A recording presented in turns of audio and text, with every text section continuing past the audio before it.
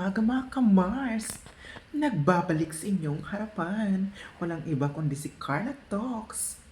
Sa mga hindi pa pala nakakapag-subscribe, ayan mga kabunganga. Pagpasensyahan nyo na, papagood vibes ko lang yan mga ka-Mars. Sa mga hindi pa pala nakakapag-subscribe, baka naman, please subscribe my YouTube channel, Carla Talks, at pakishare na lang din sa inyong mga kaibigan.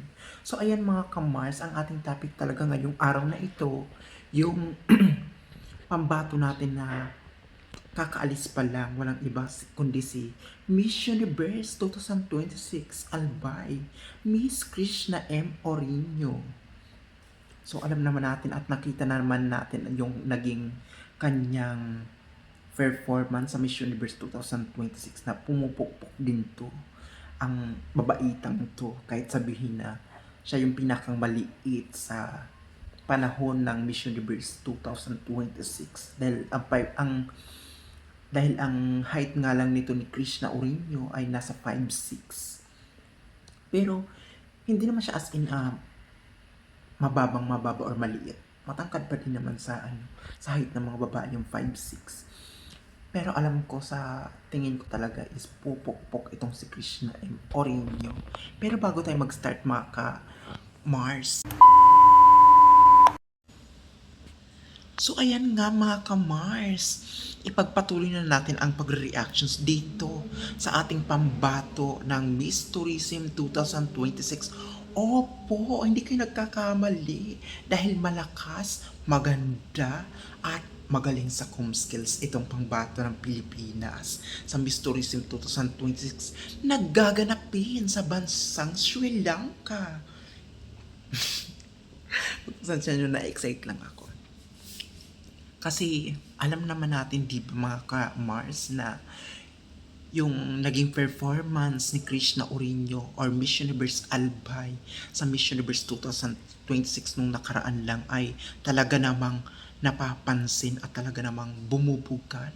Lamonera din tong pagkaliit-liit na itong babaitang ito. So nakikita naman natin na nakikipagsabayan talaga siya sa mga bitirana. Kasi alam naman natin na si Krishna M. Orino ng Miss Universe Albay is bitira naman na talaga siya. Lahat naman ng mga sumasali sa Miss Universe, yung mga dating mga sumasaling yan, mga kandidata sa Miss Universe Philippines, ay mga bitira na talaga yan sa kanilang probinsya. Kaya magaling na sila, parang aral na nila yung mga Q&A. Parang ano na nila yan, parang maning-mani na lang nila yan once na sumabak sila sa closed door interview. So, ito naman nakita ko dito kay Krishna Orino. Kailangan nating supportan si Krishna Orino sa laban niya ito sa Miss Tourism 2026 na lumalaban nga ngayon sa bansang Sri Lanka dahil napapansin ang kanyang beauty ngayon dahil yung day 1 pa lang nakasuot siya ng white na dress, tapos super plancha talaga nung kanyang hairdo talaga niya, yung kanyang napakahaba ng buhok talaga. Talagang napansin siya kaagad ng mga Sri Lankan talaga. Nakita ko dun sa post sa Facebook. Sabi ko, ay, umaariba to. Talagang pumupokpok to. Talagang napapansin ang kanyang beauty. Kasi alam mo naman ang ating pambato ngayon sa Miss Tourism, wala naman siyang kahalo-halo. Hindi naman siya half. Talagang pure Pilipina lang talaga siya mga ka-Mars. Kaya wala akong masasabing problema kay Krishna Orino dahil pagdating sa com skills, alam naman natin na si Krishna Orino ay magaling sa com skills dahil graduate siya ng psychology at attorney pa, di ba siya? So kahit ganun lang siya, sinasabi ng iba, ay ang liit-liit naman yan. Minsan kasi nakikita ko sa social media, ang liit-liit naman yan. Pero sabi ko, wag mong ibahin mo mga pambato ng Bicol sa ganyang beauty contest kasi kung ang mga kalaban nila kung ang kalaban ni Krishna Orino sa Miss Tourism 2026 ngayon ay mga gutom sa corona, mas gutom yan. Kumbaga parang mas gutom yan kasi alam mo naman, di ba? Siyempre, ang target niyan yung siyempre titulo, yung title at corona talaga. Kasi ano bang pinaglalabanan ng ng mga beauty queens malamang corona. So, ang naano ko dito mga ka-Mars kay Krishna Uriño, pagdating sa pag-ano ng ano, yung grammar, pati yung ano ng kanyang pronunciation, pag nagsasalita siya, talagang ang ganda, ang sarap niyang pakinggan pag nagsasalita na siya. Lalo na kung pag pinapakita na yung kanyang ano, probinsya, dati di ba sa Miss Universe, parang pinakita niya yung ano, may tawag doon eh, nakalimutan ko lang, pagpasensya niyo na, basta yun na yun. Pinakita niya yung probinsya, ang ganda yung pakasabi niya doon at ah, paliwanag niya doon sa ano, paka-explain niya sa kanyang probinsya sa ano, Albay. Tapos siya pa ang parang nanalo doon sa ano ng tourism sa Miss Universe.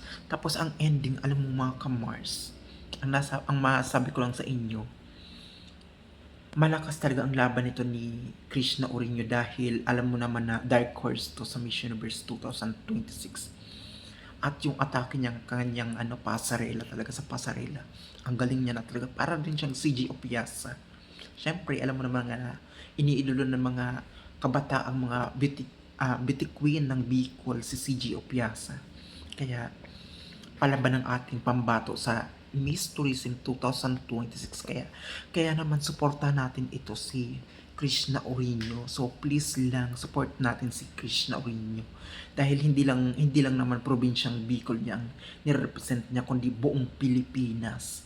So please support, tapos be updated sa aking vlog dito sa aking YouTube channel para lagi kayo nakakapag-update at pakishare naman ng aking video vlog sa inyong mga friends. Syempre, hinihintay ko din ang mga comment ninyo. Pero nag-update din naman ako sa mga post ko ng mga picture at mga ano. Para naman